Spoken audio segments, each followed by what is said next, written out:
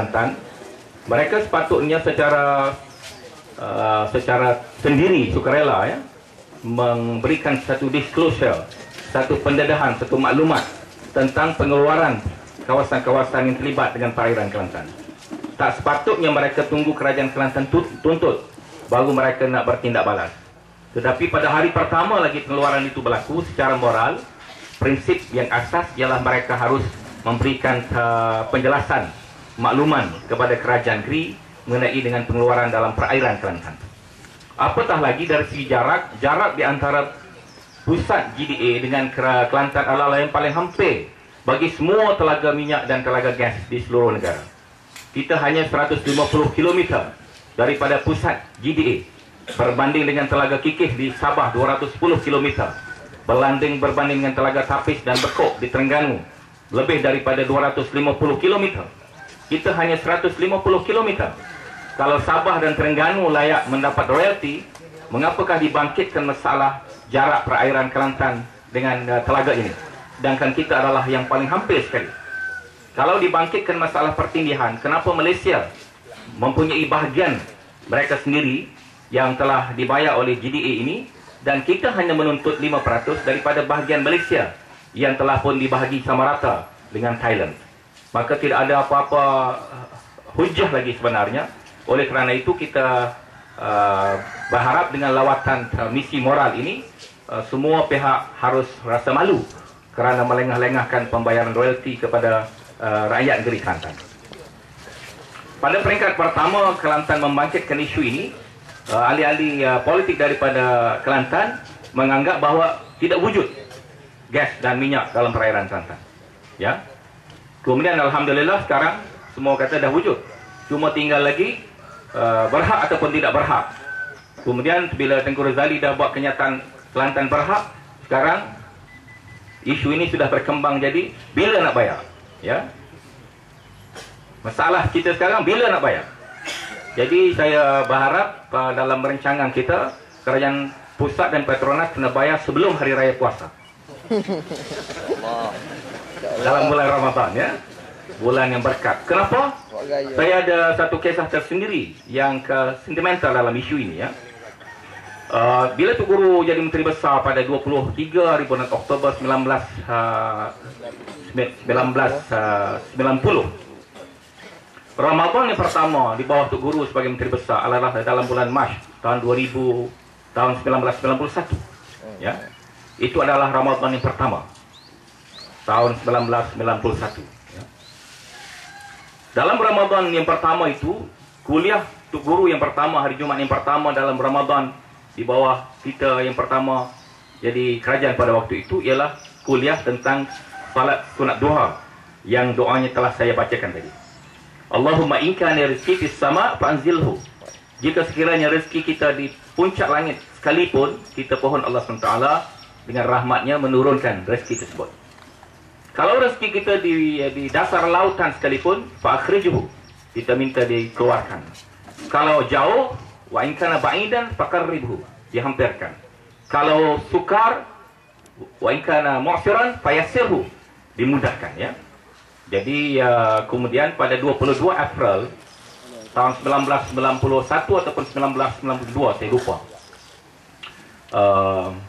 satu rombongan daripada Triton telah datang berjumpa Tok Guru bawa 3 botol sampel minyak daripada perairan CEA kalau tak silap saya pada waktu itu. Orang putih datang dan dia maklumkan saya telah buat eksplorasi ini dah bertahun-tahun tapi tak jumpa minyak dan gas. Hanya di bawah masa Tok Guru Aziz jumpa minyak dan gas, dan fluorid dia kata dia adalah begitu tinggi dan lebih tinggi daripada Terengganu. Jadi hasil daripada doa kita dalam Ramadan yang pertama selepas Tok Guru jadi Menteri Besar, kita telah memperolehi sumber gas dan minyak ini. Oleh itu kita berharap insya-Allah dalam bulan Ramadan ini kalau kerajaan pusat dan Petronas bayar royalti ini bertepatan dengan apa yang telah berlatar belakang sejarah seperti yang telah saya sebutkan tadi. Kita harap rombongan kita hari ini berjalan baik, cuaca alhamdulillah baik. Nahoda kata kalau angin bertiup ke timur, kita akan sampai tak sampai 4 jam ya.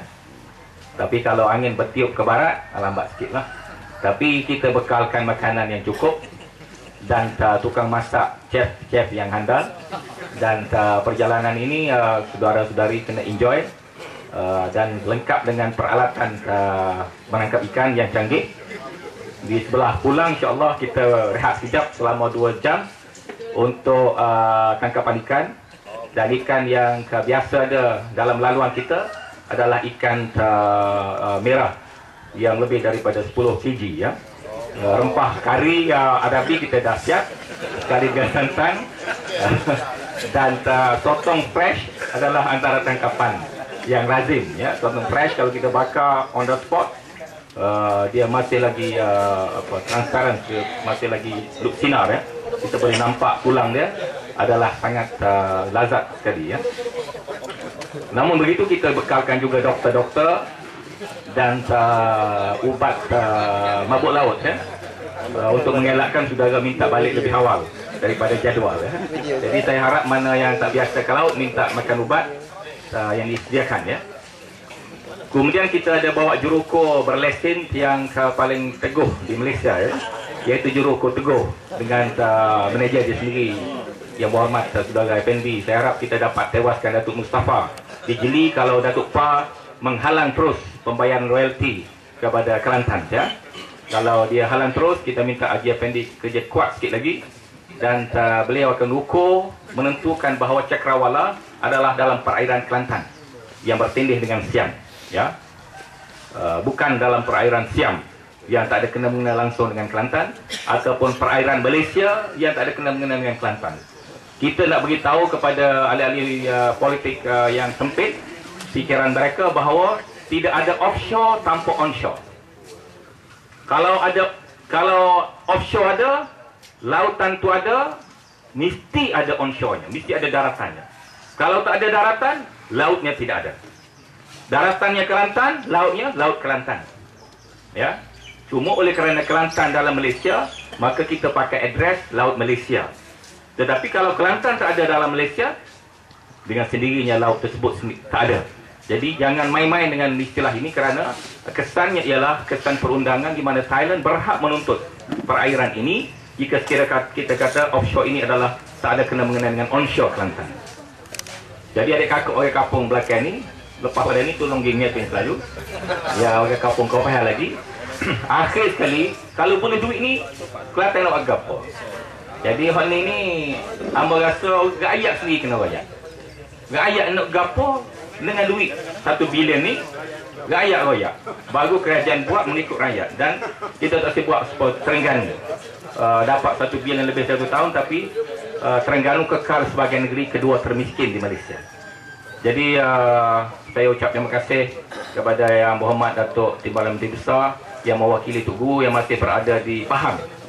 Tok Guru berada di Pahang, tak sempat mari. Dia telefon nombor semalam, tak ada mari nyata hari ni, tapi esok pukul berapa nak siapa nak orang ambil. Jadi